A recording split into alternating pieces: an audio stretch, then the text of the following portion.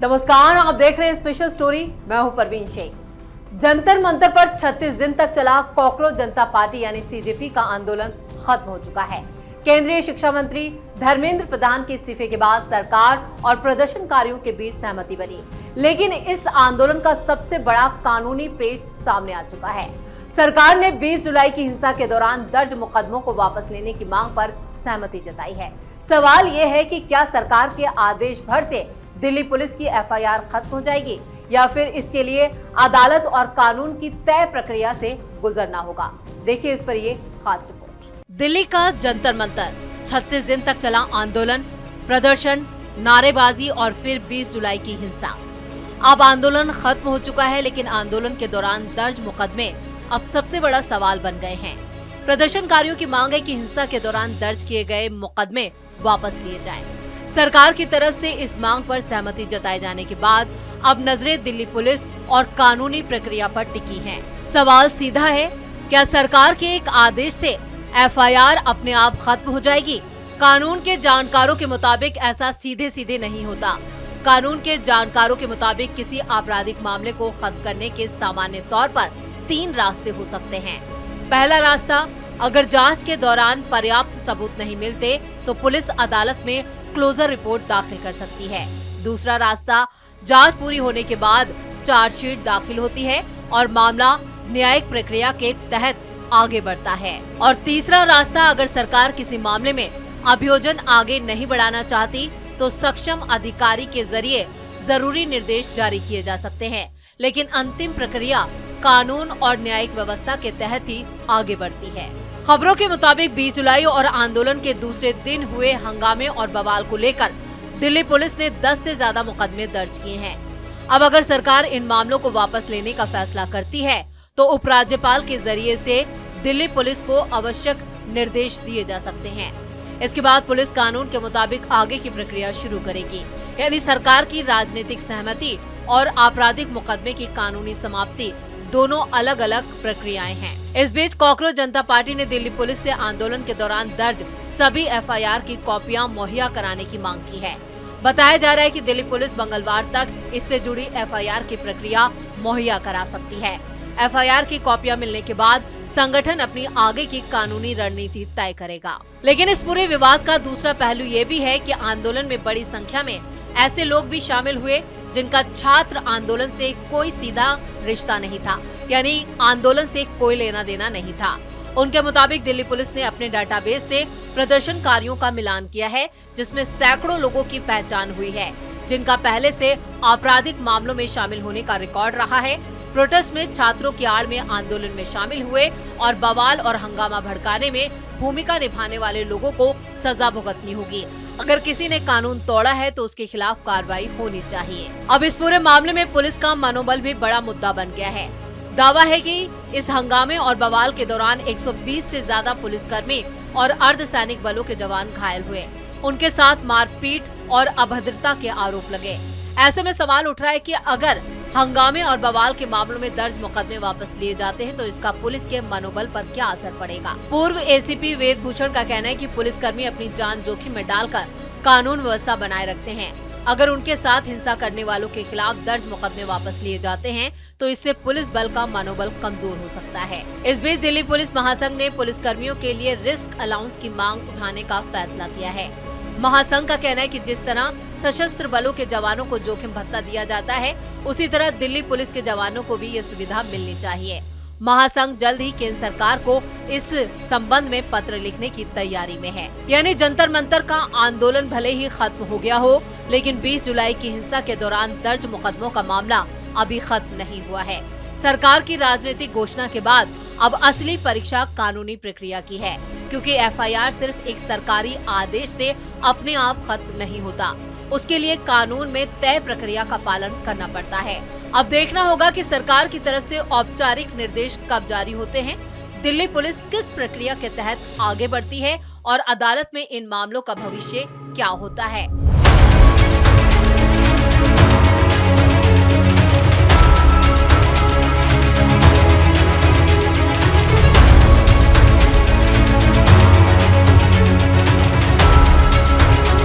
जंतर मंतर पर हुए विरोध प्रदर्शन और उसके बाद हुई हिंसा को लेकर दिल्ली पुलिस ने सोशल मीडिया पर फैलाए जा रहे फर्जी और भ्रामक दावों के खिलाफ बड़ा एक्शन लिया। पुलिस के मुताबिक पाकिस्तान से चलाए जा रहे 480 से ज्यादा सोशल मीडिया अकाउंट्स की पहचान की गई। आरोप है कि इन अकाउंट्स के जरिए प्रदर्शन से जुड़ी गलत और फर्जी जानकारियां फैलाने की कोशिश की जा रही थी।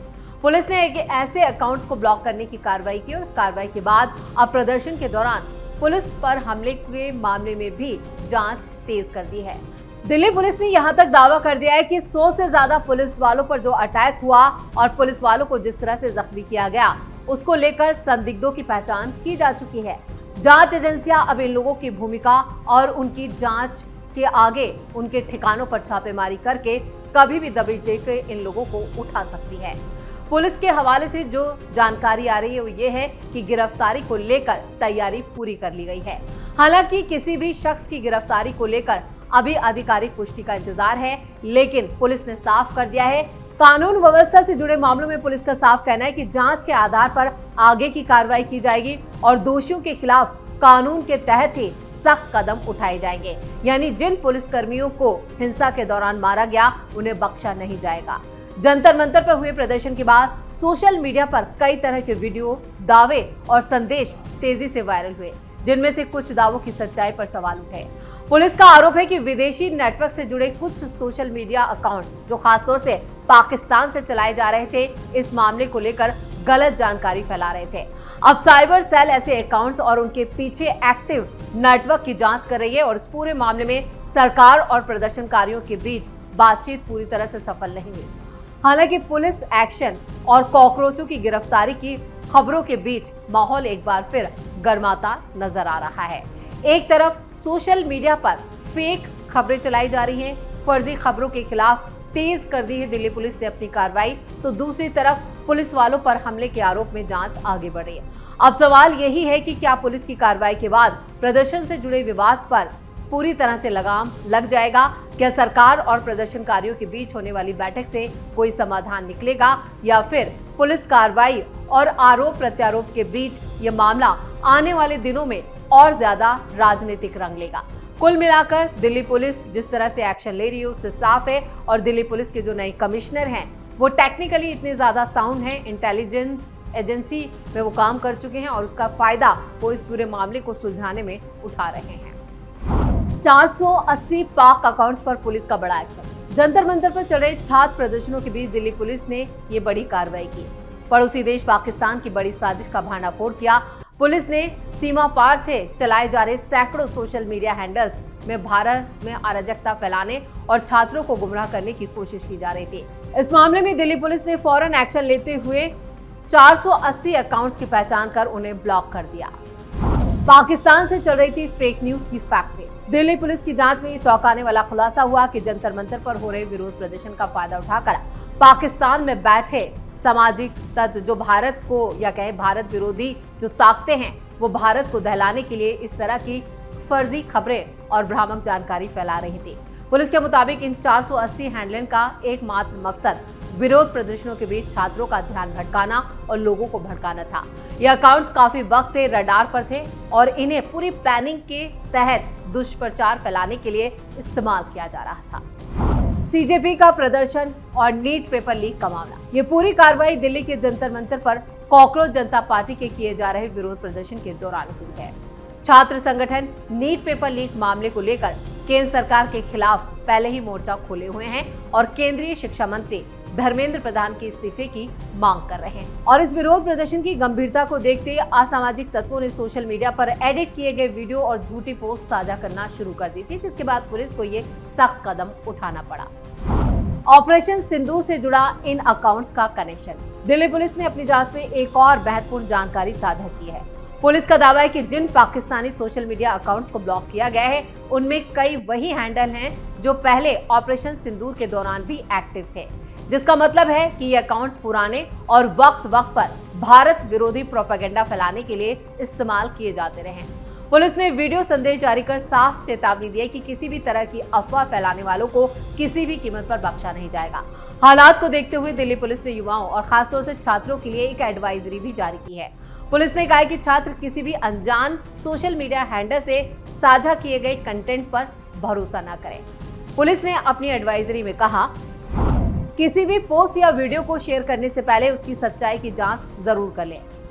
केवल आधिकारिक स्रोतों से मिलने वाली जानकारी पर ही विश्वास करें। भ्रामक सूचनाओं और एडिट किए गए वीडियो से गुमराह होने से बचें। एक तरफ जहां पाकिस्तान से जुड़े हैंडल भारत में माहौल बिगाड़ने की कोशिश कर रहे थे, वहीं दूसरी तरफ पाकिस्तान सरकार ने आधिकारिक तौर पर इन विरोध प्रदर्शनों को भारत का आंतरिक मामला जरूर बताया है। पाकिस्तान के विदेश मामलों के प्रवक्ता ताहिर अंद्राबी ने सीजेपी के विरोध प्रदर्शन और भारतीय सरकार के रवैये पर टिप्पणी करने से इनकार कर दिया और कहा कि वो ऐसे मामलों में हस्तक्षेप नहीं करते। यह अमित शाह और पीएम मोदी की कूटनीति का ही असर है कि अब पाकिस्तान भारत के किसी भी मामले में बोलने से पहले 100 बार सोचता है। और इधर दिल्ली पुलिस की इस डिजिटल स्ट्राइक ने यह साफ कर दिया कि सुरक्षा एजेंसियां न सिर्फ जमीन पर बल्कि सोशल मीडिया के मोर्चे पर भी पूरी तरह से मुस्तैद है। छात्रों की सुरक्षा और शांति बनाए रखना फिलहाल पुलिस की सबसे बड़ी प्राथमिकता है। जंतर मंतर पर भयंकर बवाल, दिल्ली पुलिस का बड़ा कदम। सीजेपी के विरोध प्रदर्शन को देखते हुए दिल्ली पुलिस ने सुरक्षा व्यवस्था को लेकर पहले ही बड़ा फैसला लिया है। हर चप्पे चप्पे पर पुलिस और सुरक्षा बल तैनात हैं। दिल्ली पुलिस ने अपने सभी कर्मचारियों की छुट्टियां तक रद्द कर दी है। साथ ही छुट्टी पर गए पुलिसकर्मियों को वो फौरन ड्यूटी पर लौटने का आदेश दिया गया है।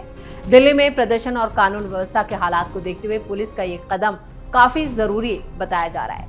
सीजेपी के प्रदर्शन को लेकर सुरक्षा एजेंसियां पूरी तरह अलर्ट मोड पर है। प्रदर्शन के दौरान बड़ी संख्या में लोगों के जुटने की संभावना के बीच दिल्ली पुलिस ने सुरक्षा व्यवस्था को मजबूत करने की तैयारी और तेज कर दी है। कई संवेदनशील इलाकों में एक्स्ट्रा पुलिस बल की तैनाती की गई है और प्रदर्शन स्थल के आसपास सुरक्षा व्यवस्था को और कड़ा कर दिया गया है।